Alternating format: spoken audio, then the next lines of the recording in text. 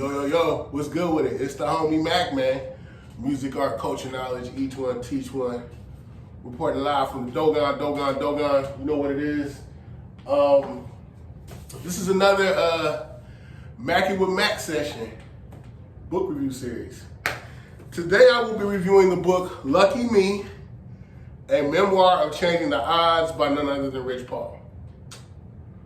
So let's get to it. Thumbs up, give me the likes. Thumbs up, give me the likes. Like, share, comment, subscribe to the YouTube channel 82 Kings. With that being said, brief background on the writer, the author. Before I do that, this book, Lucky Me, was actually published by Rock Lit. And Rich Paul makes a lot of references to Jay-Z in this book. And when I see Rock Lit, I think maybe this is like some type of literature venture, book publishing venture, Rock Lit. So shout out to Sean Carter. Rich Paul, born in Cleveland, Ohio. He is the CEO of Clutch Sports. He is a sports agent. His meteoric rise actually came through LeBron James. But let me say this, his story does not end with LeBron James or even start. This man, LeBron definitely gave him an alley-oop, but Rich Paul is that guy. Born in Cleveland, was a hustler, navigated through the mean streets of Cleveland. I'm a Midwest guy, Detroiter. This book was actually a lot of nostalgia, and I actually spent some time in Dayton, Ohio too.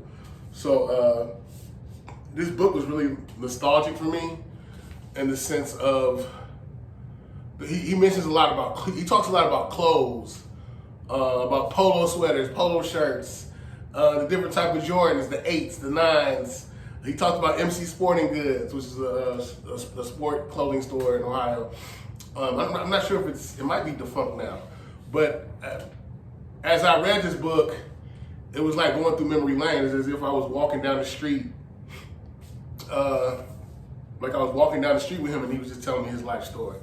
It resonated with me because Rich Paul comes from my era. He's maybe 2 or 3 years older than me. He comes from my era. The first thing that I really like about this book is the writing style. It's very personable. He's not trying to talk over you. He's not trying to talk at you. He's really putting you on game. I like how he just talks about navigating through inner city Cleveland. He talks about whenever he would leave, all he would see, whenever he would go around, or how do I say it? Whenever he would go see parts of the city, he would say, all I would see was more Cleveland, the same mentality. And I think it's dope that his mind went beyond the hood. That even though his family situation was very unique, and even though he was, and when I say unique in the sense of his mother was an addict, his father was a working man, he grew up in a blended family, he bounced around a lot, around the city of Cleveland. And I don't mean bounced around like he was homeless or nothing like that, but he just moved around a lot. Let me see, give me 1 second. And some people may say I'm reaching, doing too much in saying this, but this book really is in the same spirit of the autobiography of Malcolm X. In the sense of, Brother Malcolm talks about hustling in Harlem, talks about his day-to-day, the psychology of hustling, and Rich Paul definitely delves into that. The thing that I really liked about it is he preaches integrity and honor, having a code. He talks about even when he was hustling, he wanted to keep things as nonviolent as possible. He wanted people to know that he moved with a spirit of integrity and that he had a sense of honor. And as a consequence of that, people dealt with him accordingly. And it's like, I like the fact that, he's definitely confident in himself, but it's not braggadocious. He's actually very humble, but he believes in himself. Dude's definitely fresh to death with his attire. He's big on talking about how he always wants to be presentable. A lot of aspects of this book actually remind me of that movie Fresh, with the little boy that, not little boy, but the boy that played chess. and was navigating through New York. I got the same vibe from this, because in this book he basically talks about how he was living in different worlds. How, he's living in the hood, he's living in East Cleveland, St. Clair to be exact, and he ends up going to a private school. And so it's like he learns how to navigate through inner city Cleveland, but he also knows how to politic with people who don't look like him. One other thing that I really liked about this book is he gives great historical context. He talks about how the hood became the hood. He talks about the Great Migration, how we came from the South and we migrated to the Midwest and the East Coast and the West Coast for better employment and to get away from racism, so we thought. He talks about redlining, which is pretty much a systemic way to cut black people out of housing, out of opportunity, to marginalize their votes. He talks about the crack era. He's very candid about it, and he's very transparent about how that crack epidemic affected his household. And I think it's interesting because in this book, he talks about, even though his mother was an addict, he still had a lot of esteem for her. Yeah, she hurt him, yeah, she disappointed him, but he still had the utmost respect for his mother, and he still treated her like a queen. So it kind of reminds me of that Tupac verse, even as a crack fiend, mama, you always was a black queen, mama. Just seeing how he was very transparent about his feelings and his emotions, and how he felt like, he even talks about his a romantic relationship he had with a woman, and he was like, man, it's I spend so much time trying not to feel, or to somehow mitigate what I feel or control what I feel, that I never allowed myself to just organically feel. And I felt like being emotionally vulnerable and allowing myself to feel makes me weak. And I can relate to that. I mean, yeah, I can relate to feeling like that. Not even just on a romantic level, but just interpersonally. Because sometimes it just feels like people take advantage of your kindness. But yeah, this book, again, he navigates. He navigates through his experiences in Cleveland. I like how he goes from talking about how his dad taught him how to shoot dice to he's hustling weed, and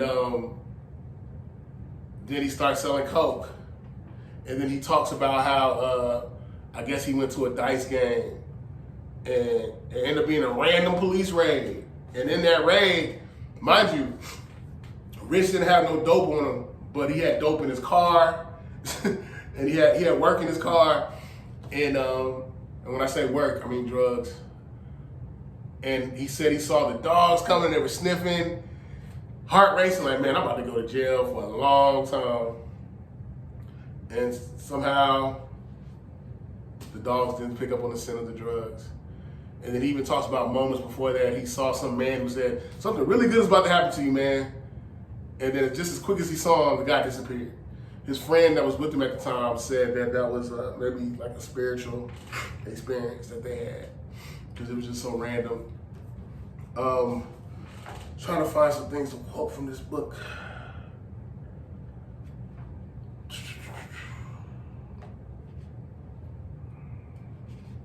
Oh, one of the things that I liked that he talked about was how the hood became impoverished, how essentially the people came up here, I guess the steel industry was big in Cleveland, and people came up there to get these jobs, and then when these jobs either outsourced or they just folded, now you get all these people up here with no way to make money legally.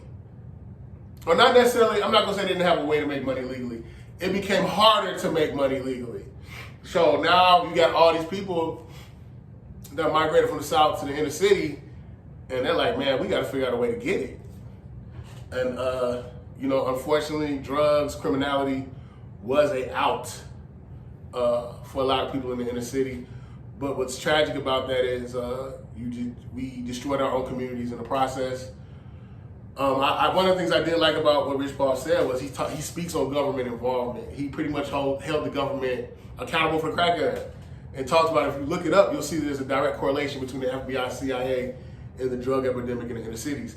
And then he also speaks about how, I've heard a lot of guys, I had a friend from Compton and Watts tell me this, a friend from Chicago, and he essentially corroborated it as well, saying how there would be just random carts full of guns just on the street, or train cars full of guns for people to gain access to. So that lets you know that there was the self-destruction that exists within the city was a contrived element.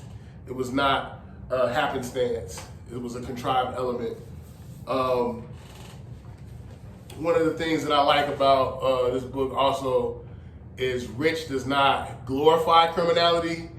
He does not glorify hustling. He does personify an entrepreneurial spirit, but as far as hustling, and when I say hustling, delving into criminality, he said, look, man, it's no good for nobody. And then he also said, like, I made it through, but this ain't the way. He talks a lot about his father, how his father gave him birth, and how his father birthed an entrepreneurial spirit in him, and how his father imbued him with a sense of integrity and honor. I really wish I could have met his father. His father passed of cancer, unfortunately, and in that he just talks about how much the toll it took on him. Seeing his father's body essentially disintegrate due to the disease. And the one thing that sticks out to me about this book is mental health. He talks about, not running from his feelings or no longer just hoarding them, but trying to understand them and processing them and navigating through the world. Let me see if there's something I can quote from this book. There's plenty of quotables in here.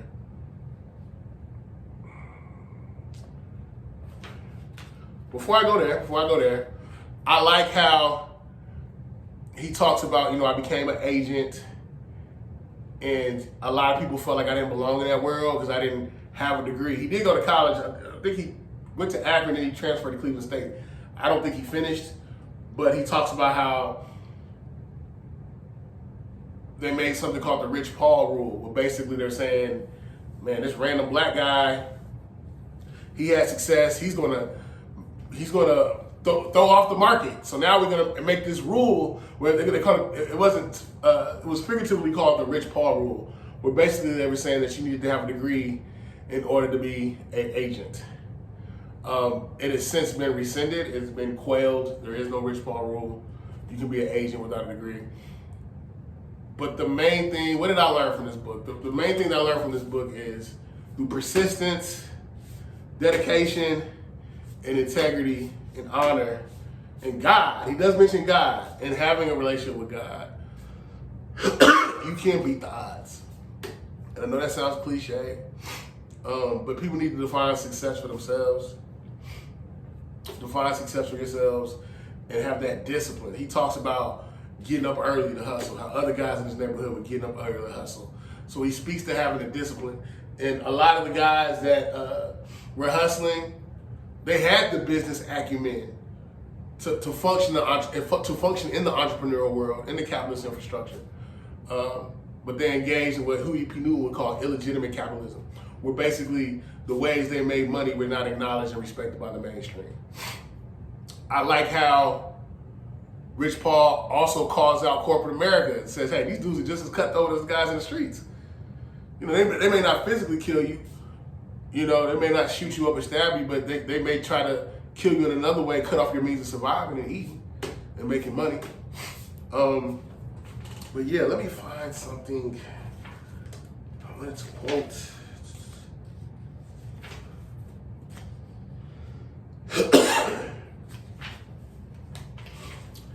To speak to what I said earlier about the Rich Paul rule, or the dynamics that changed because of Rich Paul. There was a point in my NBA agent career when people realized just how much my team and I intended to disrupt the system. When they tried to get rid of me, the NCAA passed a rule saying that you needed a college degree to represent players entering the draft. While it lasted, which wasn't long, people called it the Rich Paul rule. Basically, a lot of people were upset that someone like me had the audacity to unapologetically represent some of the biggest stars in the sport. They were upset that I rejected their criteria for admission and worked to remake a system that historically has only benefited them, white people. I'm saying that, he didn't say that. And they're threatened by the fact, well, he didn't say that directly.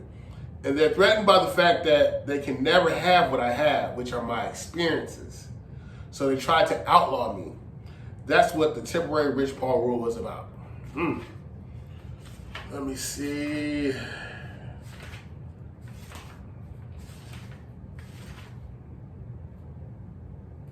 And one of the things that he talked about is just chasing opportunities, finding opportunities.